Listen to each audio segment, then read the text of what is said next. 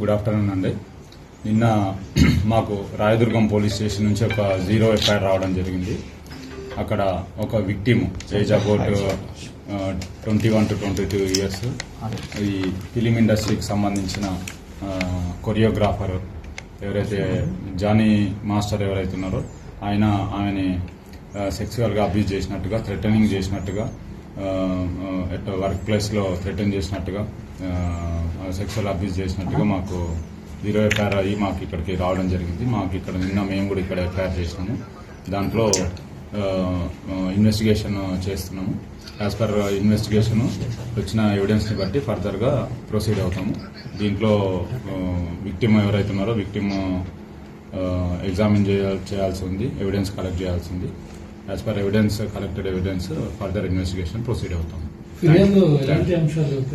అదే వర్క్ ప్లేస్లో sexual abuse చేసినట్టుగా, తర్వాత థ్రెటన్ చేసినట్టుగా కంప్లైంట్ ఇవ్వడం జరిగింది.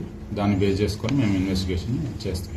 మీరు సంప్రదించే ప్రయత్నం చేశారు అటువంటి అన్ని మాస్టర్ కానీ, లేకపోతే యువతి స్టేట్మెంట్ ఏమైనా రికార్డ్ చేస్తాం? అది ఇన్వెస్టిగేషన్లో భాగంగా చేస్తాం. ముందుగా ఎవిడెన్స్ కలెక్ట్ చేసుకొని ఆ ఎవిడెన్స్ బేస్ చేసుకొని ఏముందో ఫర్దర్గా ప్రొసీడ్ అవుతాం.